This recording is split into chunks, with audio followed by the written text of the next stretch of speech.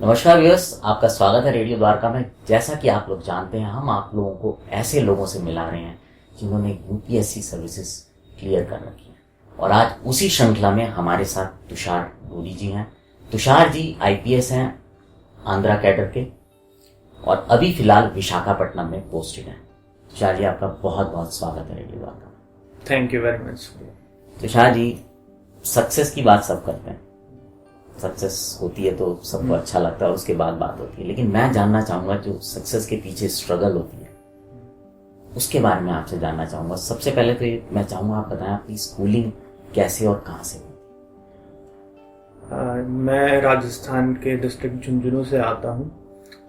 तो मेरी जो प्राइमरी स्कूलिंग और फर्स्ट क्लास तो नॉर्मल जो अपने गवर्नमेंट स्कूल होते हैं गांव में, फर्स्ट क्लास मैंने वहाँ से कंप्लीट की। फिर प्राइमरी स्कूलिंग मैंने बाकी वहाँ एक प्राइवेट स्कूल डिस्ट्रिक्ट हेडक्वार्टर से कंप्लीट करके 6th क्लास में मैंने केंद्रीय विद्यालय झुंझुनू में एडमिशन लिया। फिर क्योंकि मेरे फादर यहाँ थे तो 7th में हम लोग दिल्ली शिफ्ट हो गए और 7th से लेके 12th तक की जो स्कूलिंग है मेरी वो केंद्रीय विद्यालय विकासपुरी से हुई है।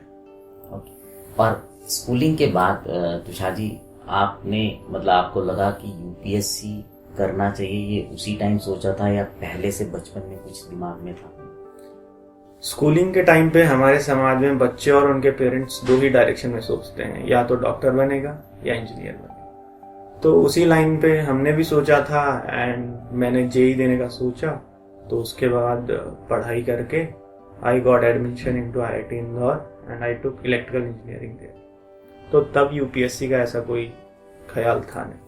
ओके, तो आपने जब इंजीनियरिंग कर ली उसके बाद मैं देख रहा था आपने एलएनटी में भी जॉब किया। तो इंजीनियरिंग के बाद मैंने पहली जॉब एलएनटी कंस्ट्रक्शन में ली। तो वो जॉब मैं यहीं पे दिल्ली में कर रहा था। हमारे क्लाइंट थे डीएमआरसी फेज 3 जो कि हमारी मेजेंटा लाइन है, आप जानते हैं। तो उसमें काम करते वक्त मेरा काफ़ी इंटरेक्शन सीनियर गवर्नमेंट ऑफिशियल्स से रहा, मेट्रो से रहा, उनके वर्किंग स्टाइल से रहा।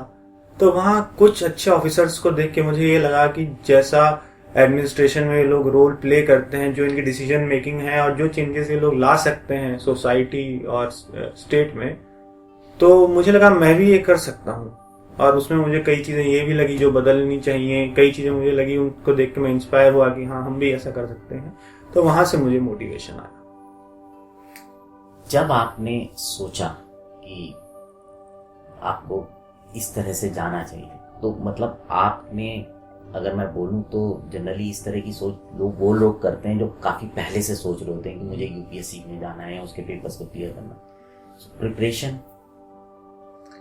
प्रिपरेशन क्योंकि अब एलएनटी और साथ में डीएमआरसी का प्रोजेक्ट, उसमें भी डेडलाइंस के साथ, तो मैंने कोशिश की कि मैं जॉब के साथ स्टार्ट करूं, थोड़ा पढ़ के देखूं अगर हो जाए या मुझे लग रहा हो। लेकिन फिर मैंने रियलाइज किया कि ऐसे आधा अधूरे के साथ बहुत मुश्किल है, given the kind of exam it is. तो मैंने फिर एक दिन रेजिग्नेशन लेटर लिख के एंड आई थॉट कि मैं फुल टाइम इसमें डिवोट करके देखता हूँ। And once I started preparing I started liking it कि भाई अच्छा चल रहा है, करके देखते हैं। जितना आप पढ़ते हैं, things you get to know while UPSC preparation, वो एक तरफ में आपको एक काफी नॉलेजेबल इंसान बनाता है। अच्छा, जब आप जॉब छोड़ रहे थे, बिकॉज एक सेट जॉब, इंजीनियर बनना चाहते थे, बन गए थे, अच्छी कंपनी में जॉब कर रहे थे, तो घर वालों की तरफ से क्या सपोर्ट था? घर वालों की तरफ से मुझे फुल सपोर्ट था। उन्होंने कहा तुझे 1 साल 2 साल 3 साल जितना भी टाइम चाहिए, यू टेक योर डिसीजन। खासकर मेरे फादर, स्पेशली मेरे दादाजी फ्रॉम स्टार्टिंग ही wanted me to be a civil servant. तो उनका कंटिन्यूअस सपोर्ट मुझे रहा है। अच्छा, तो उनको वो शुरू से चाहते थे कि आप इस तरफ जाएं? हाँ, वो शुरू से चाहते थे। वो शुरू से ही कहा करते थे कि बेटा सिविल सर्वेंट में जाना है। वो खुद आर्मी बैकग्राउंड से हैं। अच्छा। तो उनको यूनिफॉर्म काफी पसंद रही है। तो दादाजी चाहते थे कि मैं आईपीएस बनूं, पिताजी चाहते थे कि मैं आईएएस बनूं। तो फाइनली आईपीएस में आके सेटल हो गए। अच्छा तुषार जी, जब आपने शुरू की प्रिपरेशन जॉब छोड़ने के बाद, तो मैं आपसे चाहूंगा कि क्या बताएं आप, क्योंकि बहुत सारे बच्चे भी जो तैयारी कर रहे हैं, किस तरह के चैलेंजेस आए थे आपको कुछ लगा स्पेशल करना? यूपीएससी की प्रिपरेशन में मैं कहूँगा कि प्रॉब्लम ऑफ प्लेंटी है। जैसे कि आप जैसे ही गूगल सर्च करेंगे पहला तो 10 वेबसाइट खुल जाती हैं, उनके बाद एक से एक कोचिंग क्लास और इतनी चीज़ें हैं कि उसी में ही छांटना कि क्या पढ़ें, कैसे करें, किसके पास जाएं, क्या ना करें, सबसे बड़ा चैलेंज वो था। उसके बाद बीइंग फ्रॉम साइंस बैकग्राउंड, फिर बीटेक के बाद यूपीएससी का जो सिलेबस है वो मेनली आर्ट्स ह्यूमैनिटीज डोमिनेटेड है, तो वापस आके ज्योग्राफी, हिस्ट्री, पॉलिटी ये सब करना शुरुआत में थोड़ा चैलेंजिंग लगता है। एंड फिर इससे कैसे आपने कोप अप किया? धीरे धीरे मैंने एनसीईआरटीज से 6th की एनसीईआरटी से स्टार्ट करके पढ़ना बेसिक, फिर ऑनलाइन कुछ वीडियोस देख के इकोनॉमिक्स के बेसिक्स, पॉलिटी के बेसिक्स, कुछ न्यूज़पेपर रीडिंग करके, और धीरे धीरे जब चीज़ें समझ आने लगी, फ्लो बनता गया, तो फिर तैयारी शुरू हुई। और आपने अपना फर्स्ट अटेम्प्ट कब दिया था? मैंने एलएनटी से रिज़ाइन किया था मार्च में, तो तभी फॉर्म आए थे तो मैंने भर दिया था, तो जुलाई में एग्ज़ाम था, तो मेरा पहला अटेम्प्ट स्टार्टिंग के 4थे महीने में ही हो गया था तैयारी। हाँ, तो उसमें मैंने मेंस लिखा, but I couldn't get the interview call, I missed it by 30 marks in that first attempt. And second attempt में आपका मेंस भी क्लियर हुआ और आप इंटरव्यू? हाँ, सेकंड अटेम्प्ट में मेरा इंटरव्यू भी क्लियर हुआ। I got Indian defence account services, जिसमें मैंने 1 साल काम किया। I like that service also, but फिर मैंने थर्ड अटेम्प्ट में I got into Indian police service. ये जो पूरी जर्नी थी, इसमें कुछ खास चीज जो आपने मतलब इस यूपीएससी को मतलब सोचने और क्रैक करने के बीच में कुछ खास लर्निंग आप बताना चाहें, शेयर करना चाहें? यूपीएससी तैयारी करके सोचना शुरू करना ही बहुत बड़ा डिसीजन हो जाता है, क्योंकि हम जानते हैं कि कैसा कंपटीशन है आज के टाइम में। लेकिन उसके बाद सबसे ज़्यादा ज़रूरी चीज़ है, ये एग्ज़ाम कंसिस्टेंसी मांगता है। जैसे कि यूपीएससी प्री, फिर मेंस, फिर इंटरव्यू, तो प्रोसेस ही पूरा 1 साल का है, और अगर आप उस अटेम्प्ट में नहीं हो पाते हैं तो सेम प्रोसेस आपको दोबारा से जाना पड़ता है। तो इसके लिए आपको अपनी सोशल लाइफ छोड़नी पड़ती है, दोस्तों के साथ घुलना मिलना, बाहर सोशल मीडिया, काफ़ी चीज़ें सेक्रीफाइस करके आपको ये करना पड़ता है। और फिर अगर आप कहीं भी किसी स्टेज पे रुक जाएं तो कई बार लोगों के लिए डिप्रेसिंग और चैलेंजिंग हो जाता है कि उससे उबरना, फिर से कॉन्फिडेंट हो गया अगला अटेम्प्ट देना कि हाँ भाई मैं ये कर सकता हूँ। तो वहाँ पे खुद को मोटिवेटेड रखना, उसके लिए आपको एक सपोर्ट सिस्टम चाहिए। वो आप खुद हो सकते हैं, आपके फ्रेंड्स हो सकते हैं, आपकी फैमिली हो सकती है, वो बहुत जरूरी है। जब आपका फर्स्ट अटेम्प्ट में नहीं हुआ था, उस समय आपने क्या किया था?